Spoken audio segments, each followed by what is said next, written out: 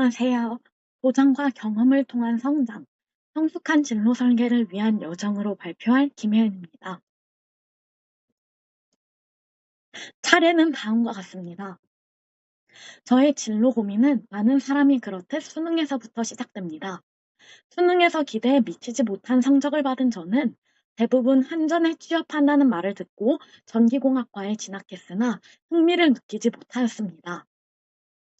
공기업에 들어가면 평생 직장이라고들 하지만 저는 제가 좋아하지 않는 일을 평생 할 자신이 없어 좋아하는 일들을 찾기 시작했습니다.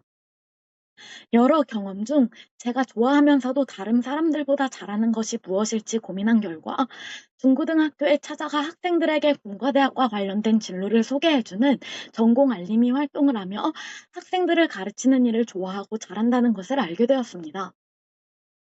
이후 전기공학도에서 교사가 되겠다는 어쩌면 파격적인 결심을 하고 선생님이 되기 위한 준비를 시작하였습니다. 교사가 되는 길을 찾아보던 중 제 전공을 일부 살리면서도 교사가 되기 위한 제도로 교육대학원이 있다는 것을 알게 되었고 학원에서 강사로 일을 하며 대학원 입시를 준비하였습니다.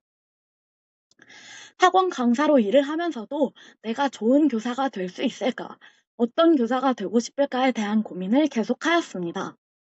누구보다도 선입견과 편견이 있는 내가 좋은 교사가 되어 선한 영향력을 끼칠 수 있을까 오랜 고민을 하였으나 학생의 장점을 발견하기 위해 무던히 노력하는 저를 보며 아, 나는 교사가 간절하구나라는 생각이 들었습니다.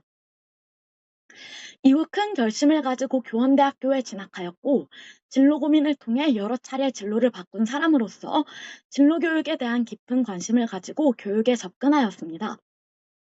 교생 실습에서 수업을 진행하던 중 학생들에게 정보통신과 관련된 직업을 알고 있느냐는 질문을 하였고 우체부, 컴퓨터 기사 등의 답변을 듣게 되었습니다.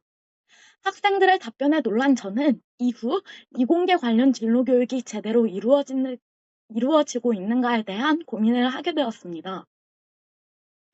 이러한 고민을 토대로 전기기술 관련 진로 교육을 주제로 석사학위 논문을 준비하였습니다. 석사 논문 준비 과정에서 선행 연구를 분석한 결과 수업적인 측면 외에도 정책적인 측면에서 중고등학교 시절에 이공계 관련 진로 교육을 간접 경험을 통해 탐색할 수 있는 기회가 있으면 좋겠다는 생각이 들었습니다. 이에 저는 이공계 진로 교육의 정책적 변화를 위해 박사 진학을 준비하였습니다. 탭스 시험을 치르고 이공계 진로교육을 주제로 연구계획서를 작성하며 서울대학교 산업인력개발학과로 진학을 준비한 결과 현재 산업인력개발학과에서 직업교육의 대가이신 교수님과 함께 연구할 수 있는 기회를 얻을 수 있었습니다. 저는 이곳에서 공학 전공자들의 진로를 위한 연구를 이어나갈 계획입니다. 제가 진로교육에 대해 공부하면서 가장 크게 와닿았던 이론이 있습니다.